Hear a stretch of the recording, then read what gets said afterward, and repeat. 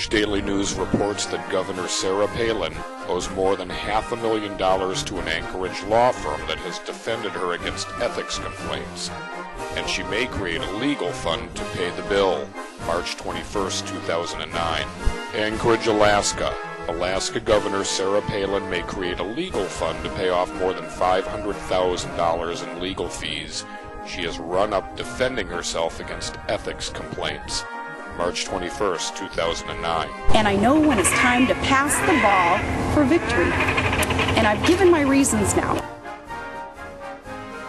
Palin owes more than $500,000 to an Anchorage law firm for fighting complaints that the governor called partisan, false, and frivolous, starting with the politically motivated Troopergate probe. The debt was revealed in Palin's annual financial disclosure filed with the Alaska Public Offices Commission. She knows exactly when to pass the ball so that the team can win.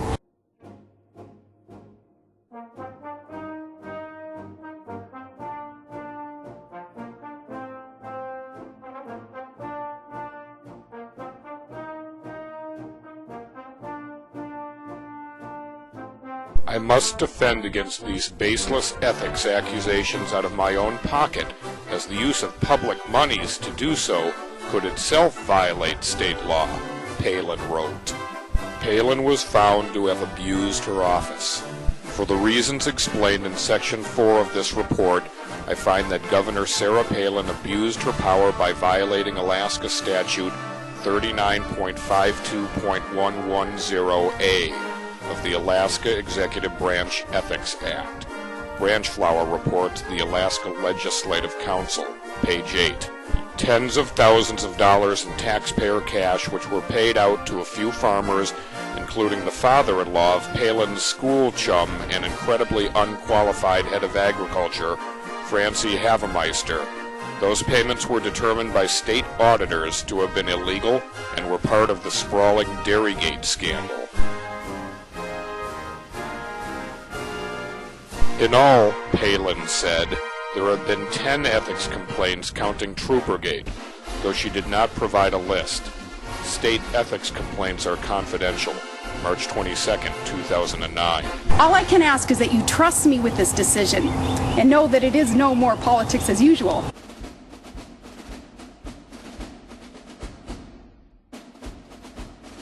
Governor Sarah Palin, facing a string of costly ethics complaints, formally unveiled a defense fund Friday to help her pay her legal fees, now surging past the $500,000 mark. April 24, 2009. Take the words of General MacArthur. He said, "We are not retreating, we are advancing in another direction." Sources are saying that Sarah Palin's sudden resignation as Alaska governor is actually damage control because a major embezzlement scandal is about to erupt involving construction projects in her hometown of Wasilla, Alaska, July 3, 2009. And I cannot stand here as your governor and allow the millions of dollars and all that time go to waste just so that I can hold the title of governor. As Palin was mayor of Wasilla, Alaska in 2002, she was influential in the construction of the Wasilla Sports Complex and Hockey Arena.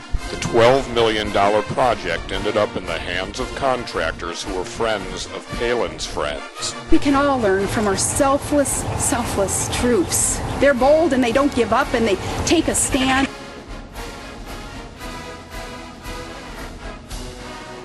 We've just got to put first things first. And first things first, as governor, I love my job.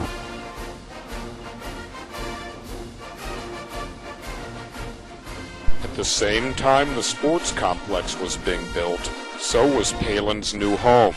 Curiously, Palin's new home is built with the identical materials used in the sports complex.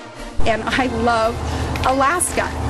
And it hurts to make this choice, but I'm doing what's best for Alaska. Palin, as mayor at the time, influenced a bylaw requiring building permits in the town so that now there is no official list of the contractors who built her new home. But I've given my reasons. It's no more politics as usual, and I'm taking my fight for what's right for Alaska in a new direction. It appears that the construction of Palin's home may have been some sort of quid pro quo arrangement for the massive influx of money from the Wasilla Sports Complex project into the Building Supply Company, July 4th, 2009. No, we need hardworking average Americans fighting for what's right, and I will support you because we need you, and you can affect change, and I can too on the outside. The Attorney General's office has failed to substantially comply with my August 6, 2008 written request to Governor Sarah Palin for information about the case in the form of emails. Branch Flower Report to the Alaska Legislative Council, page 8. We need those who will respect our Constitution, where government's supposed to serve from the bottom up and not move toward this top-down big government takeover. Our founders were wise enough to say we have this position and it's constitutional. Vice President will be able to be not only the position flexible, but it's going to be sort of those other duties as assigned.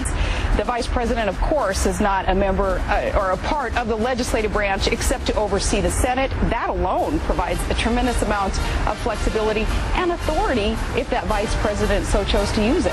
Governor Palin knowingly permitted a situation to continue where impermissible pressure was placed on several subordinates in order to advance a personal agenda. Branch Flower Report to Alaska Legislative Council, page 66.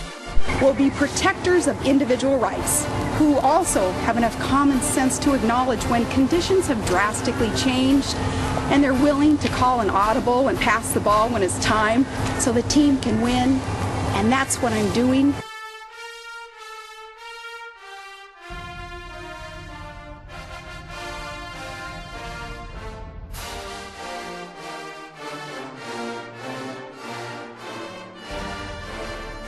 Well, in response to asking, hey, do you want me to make a positive difference and fight for all our children's future from outside the governor's office?